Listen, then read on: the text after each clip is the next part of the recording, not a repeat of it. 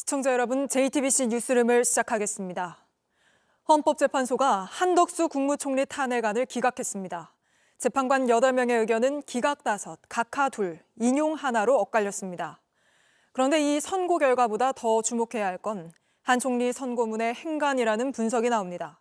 비상계엄과 관련한 구체적인 판단을 내리진 않았지만 윤석열 대통령 선고를 앞두고 눈여겨봐야 할 대목들도 있기 때문입니다. 오늘 뉴스룸은 이 부분을 하나씩 짚어드리겠습니다. 먼저 헌재 판결 내용부터 김태영 기자가 보도합니다.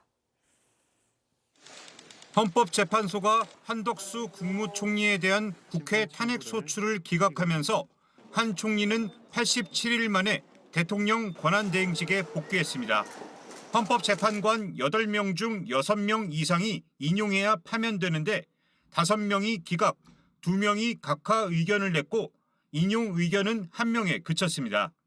기각 의견을 낸 5명 중 문영배, 이미선, 김영두, 정정미 재판관은 한 총리가 헌법재판관 후보자 3명의 임명을 보류한 게 헌법과 법률 위반이라고 판단했지만 파면 결정을 정당화할 만한 사유가 존재한다고 보진 않았습니다.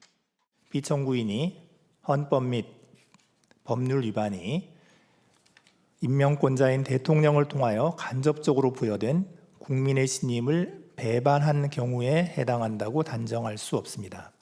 김복형 재판관은 기각 의견을 냈지만 국회가 선출한 헌법재판관을 한 총리가 즉시 임명해야 할 의무는 없다며 위헌, 위법이 아니라고 판단했습니다. 기각과 인용 의견을 낸 재판관 6명은 12.3 내란 공모, 윤 대통령 관련 특검법 거부권, 한동훈 전 국민의힘 대표와 공동 국정운영 시도 등 3가지 탄핵소추 사유에 대해선 인정하지 않았습니다. 다만 유일하게 인용 의견을 낸 정계선 재판관은 한 총리가 내란 특검 후보자 추천을 미룬 것이 재판관 임명 거부와 함께 파면할 만큼의 중대한 헌법과 법률 위반이라고 봤습니다. 헌법재판소가 담당하는 정상적인 역할과 기능마저 제대로 작동할 수 없게 만드는 헌법적 위기 상황을 초래하는 등 그 위반의 정도가 파면을 정당화할 수 있을 정도로 중대합니다.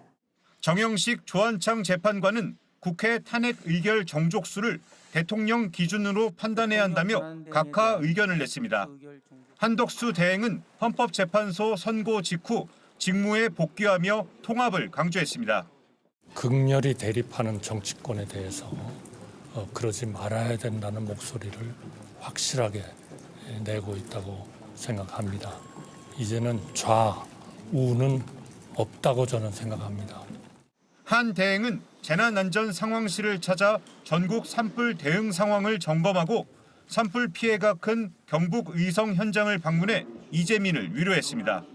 JTBC 김태영입니다. JTBC 뉴스를 시청해 주셔서 고맙습니다. 저희는 저녁 6시 30분 뉴스룸에서 뵙겠습니다.